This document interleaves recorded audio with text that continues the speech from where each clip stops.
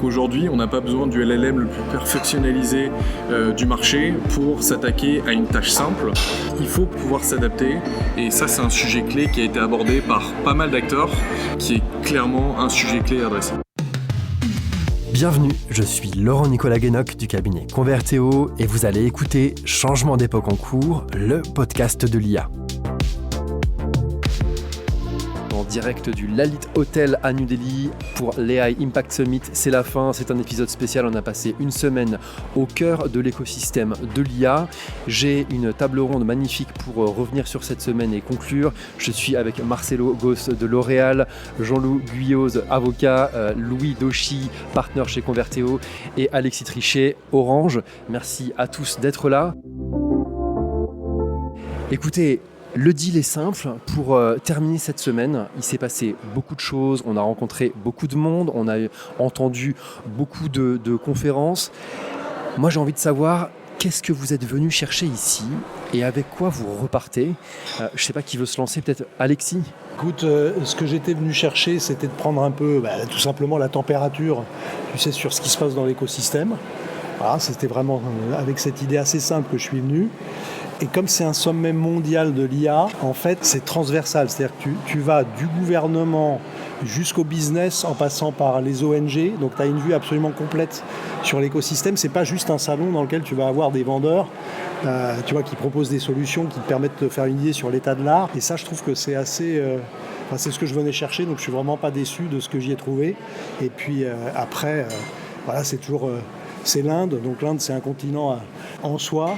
Et ça, c'est toujours intéressant aussi de voir les grands champions, les grands pays qui vont faire le gros de la population mondiale, ce qu'ils sont déjà, mais dont on sent que ça va monter en puissance parce qu'on est quand même sur un pays très très jeune, quoi.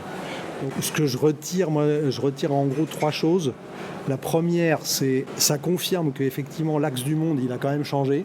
Là, c'est évident. Là, je me baladais dans les allées et le nombre de pitchs, puisque c'était quand même un sommet indien, qui était fait par des compagnies indiennes pour convaincre des Indiens d'investir sur du souverain, ça m'a beaucoup frappé. Bon, c'est une confirmation, on sent qu'on est tous partis pour que chacun reprenne le contrôle. Je pense que les gouvernements, ça fait longtemps qu'ils se préoccupent de ces sujets-là, les business un peu moins longtemps, et là c'était vraiment très très frappant de voir que la souveraineté c'est un point absolument essentiel.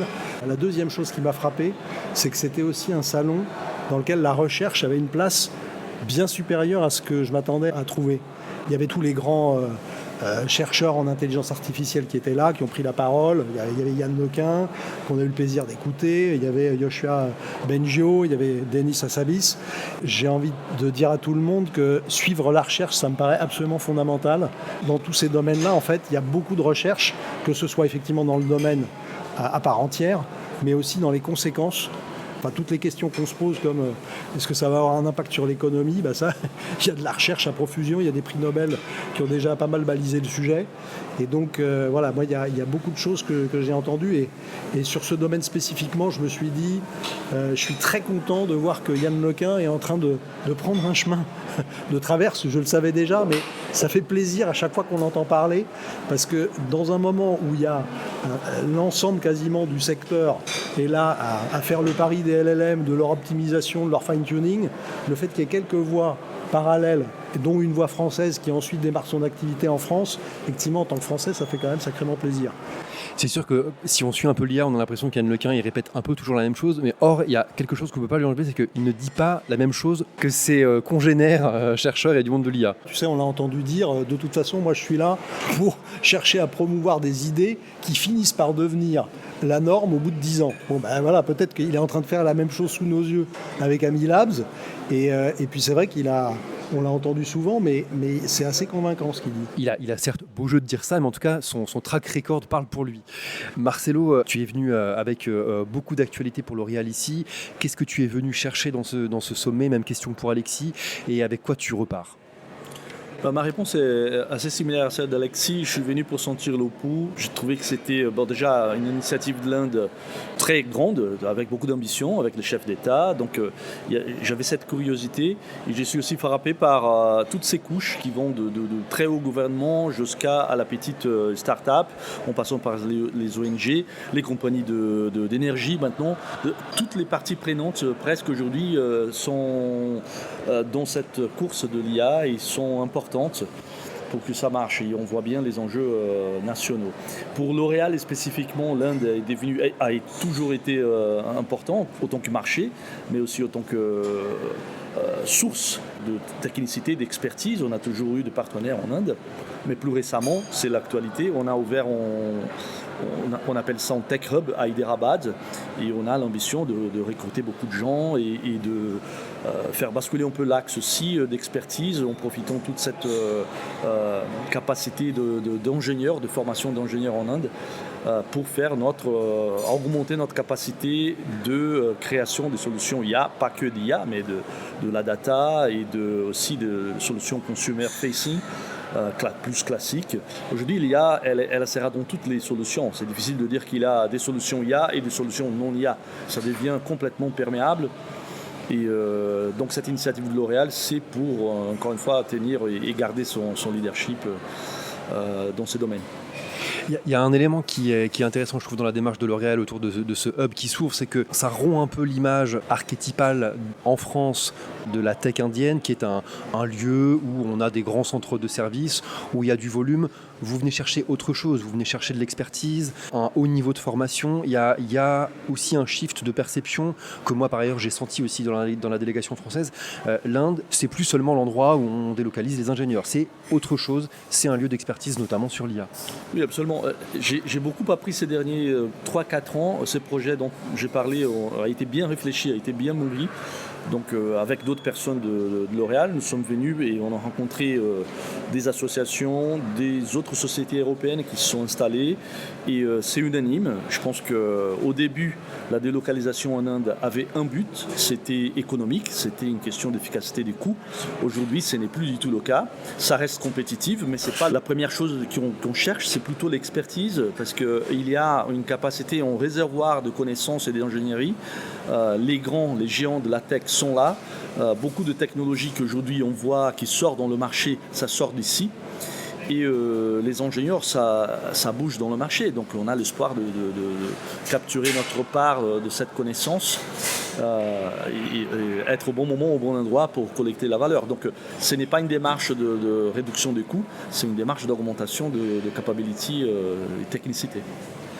On a la chance d'avoir avec nous le seul avocat de la délégation française à cette AI Summit. C'est vrai que ce n'est pas une profession qui était très représentée. Jean-Loup, merci d'être ici. Qu'est-ce que tu es venu chercher et avec quoi tu repars de cette semaine de discussion intense ? Merci Laurent. Moi, à la différence de tous les autres intervenants, je ne suis pas venu ici pour trouver des réponses à la question que pourrais-je moi-même faire dans mon métier de ces technologies, mais davantage pour comprendre cette vague qui est en train de déferler et sur laquelle je suis de plus en plus sollicité, comprendre l'objet auquel mes clients font maintenant face et qu'ils intègrent eux-mêmes dans leur structure. Et comprendre cet objet, ça suppose d'avoir une vision assez rationnelle, assez structurée de cet écosystème de l'intelligence artificielle, et je dois dire que j'ai trouvé ce que j'étais venu chercher. D'abord, structuré, c'est en ayant une approche verticale, pouvoir décomposer la technologie qu'il y a derrière ça. On a beaucoup parlé d'infrastructures, de layers, et des impacts de chacun de ces sujets sur des sujets de souveraineté qui sont très importants pour les clients, parce qu'on est en train de tout communiquer à cette technologie, mais aujourd'hui on n'est absolument pas certain que ça puisse être détourné de la finalité pour laquelle on l'a communiqué. Et puis ensuite, cette approche structurée, moi j'ai retenu qu'il y avait une IA par exemple physique avec des machines agricoles qui étaient augmentées à l'intelligence artificielle, qui avait, ça c'était ton sujet Laurent, des sniffers qui permettaient de capter de la matière olfactive et de dire si un plat était comestible ou pas. Désolé si je t'en prie, vas-y. J'aime beaucoup cet exemple exemple, mais je te le laisse. Je te remercie et je t'en reconnais la paternité. Également, ce robot pompier. Nos auditrices et nos auditeurs, là, ils les connaissent peut-être, c'est le robot pompier qui est intervenu pendant l'incendie de Notre-Dame. Encore une fois, toutes mes excuses à cette superbe boîte. Colossus faisait partie de la délégation et le robot était un peu au centre du stand de la journée de mardi. Oui, et puis à côté de cette IA physique que l'on vient d'évoquer, il y a aussi cette IA digitale. Et là encore, de comprendre que ça ne se résumait pas à du LLM, à ChatGPT, qu'il y avait plein d'autres modèles, notamment ce modèle de Playas qui est un small language model qui est présenté comme étant ultra léger, susceptible de tenir sur une clé USB, une toute petite clé USB, puisque la fondatrice de cette entreprise le market en le présentant comme susceptible de tenir sur une disquette que seuls les plus vieux d'entre nous peuvent connaître. Puis pour en arriver à ce discours de clôture de Yann Lequin, qui nous dit que peut-être que les LLM tels qu'on les connaît ne sont pas la meilleure voie et que lui se projette dans une technologie, dans un système un peu différent et qui ira beaucoup plus loin. C'était l'une des promesses cette année, et c'était d'ailleurs aussi le cas l'an dernier pendant les AI Summit en France, faire de ce moment un point de rencontre entre la recherche et le monde de l'entreprise, le business. Alexis, il y a des gens que tu as croisés du monde de la recherche qui t'ont marqué ? Absolument, parce que tu sais que Orange, on est très engagé dans une initiative qui s'appelle For Good Connection, sur lequel on dit à tout le monde que le fait qu'on soit capable de donner les clés d'un monde digital sûr à tous, et y compris aux plus jeunes, c'est quelque chose de très important pour nous. Et alors, j'ai eu une discussion passionnante avec une coalition. Donc c'est une organisation non gouvernementale qui s'appelle E-Raise, dont le sujet c'est de faire pression sur les acteurs qui fabriquent en fait les fondations pour qu'ils soient capables de comprendre comment se développe, on va dire, un humain tout simplement, comment se développe un cerveau humain, qu'est-ce que ça veut dire que d'être en interaction dans son plus jeune âge avec des parents, des enfants du même âge, d'être en interaction physique, se regarder dans les yeux, se toucher, parce que ce qu'ils sentent, c'est que évidemment avec la technologie qu'il y a aujourd'hui disponible, on peut arriver à produire des catastrophes absolument terribles. Et donc j'ai trouvé que c'était une cause qui me paraissait absolument essentielle, et j'ai trouvé que leur façon de prendre le problème en se disant en fait il faut remonter le plus loin là où tout commence, c'est-à-dire dans les fondations, ça me paraît être effectivement absolument essentiel. Et on a déjà tous entendu parler des dérives de ceux qui ont été mal guidés, ont fait de l'IA leur meilleur compagnon, ont été émotionnellement complètement engagés dans une relation en fait qui n'est pas saine. Et donc ça, on sent que ça va être un problème qui est déjà là, mais qui peut prendre des proportions astronomiques. Et donc j'ai trouvé que E-Raise, je vous invite à regarder ça de près, ça m'a l'air à soutenir. On va regarder, et c'est vrai que moi j'ai rencontré une chercheuse sud-américaine passionnante qui vient d'une boîte qui s'appelle Data Gender, qui présentait un projet de thèse qui consistait à mettre à la disposition des cours criminels en Amérique latine des outils de parsing, de traitement de la jurisprudence, des documents qui sont produits par les cours de justice sur les affaires de violences faites aux femmes et aux enfants, pour répondre à un point dur sur ce sujet qui est il y a peu de données, elles sont de mauvaise qualité, et ça engendre un trou dans la compréhension de ces phénomènes en Amérique latine. C'était son cas, mais on connaît ces sujets-là aussi en Occident. Et donc, elle faisait deux choses. Elle avait ses outils de parsing et de traitement et d'anonymisation, et ensuite elle passait les données issues de la jurisprudence dans des communs numériques remis à disposition de la communauté scientifique pour pouvoir faire progresser la connaissance, la transparence, et in fine avec comme objectif d'amener la preuve que si ces sujets-là sont traités par les cours, vous pouvez aller porter plainte, n'hésitez pas, allez-y, voyez la jurisprudence, voyez les affaires, votre cas a peut-être déjà été traité, vous avez peut-être une chance d'avoir réparation, et voilà, elle sera de passage en France la semaine prochaine. Donc je vous invite aussi à suivre ce sujet, Data Gender. On voit au travers de ces questions éthiques et responsables qu'il y a quand même un niveau de maturité sur la filière qui progresse assez vite. On est amené à se poser ce genre de questions peut-être plus tôt, aussi face aux dérives des réseaux sociaux et des grandes innovations numériques des décennies précédentes.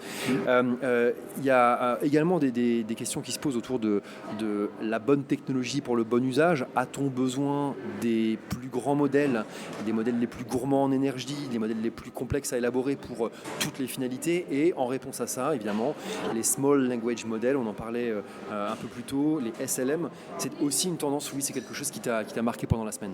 En effet, on a beaucoup parlé de pragmatisme juste avant au travers des cas d'usage, donc la santé, l'éducation, l'agriculture, mais ce pragmatisme dans les échanges, il s'est aussi reflété pas mal dans la techno. Et ce sujet des Small LLM, il est l'incarnation de ça, c'est-à-dire des LLM qui vont utiliser moins de paramètres, moins de data, potentiellement être exécutables en local. Et c'est ça aussi qui est clé dans cette étape de démocratisation. Et donc, on a vu des acteurs qui nous ont parlé de ça, et ça rejoint cette notion de pragmatisme. C'est-à-dire qu'aujourd'hui, on n'a pas besoin du LLM le plus perfectionnalisé du marché pour s'attaquer à une tâche simple. On n'a pas besoin de temps réel pour certaines tâches, et donc il faut pouvoir s'adapter. Et ça, c'est un sujet clé qui a été abordé par pas mal d'acteurs, et notamment par Arthur Mensch dans une conférence autour de la frugalité, autour de l'IA, qui est clairement un sujet clé à adresser. Alors, il y a un mot que, à mon avis, on ne l'a pas encore prononcé. C'est un mot qui est quand même au centre de toutes nos discussions, c'est celui de data. Louis, je pense que, donc Louis, partenaire chez Converteo, je pense que c'est quelque chose qui a retenu ton attention aussi parmi d'autres. Carrément, et nous, Converteo, en tant que cabinet de conseil en transformation sur les sujets data, IA et agentique, donc on accompagne nos clients là-dessus.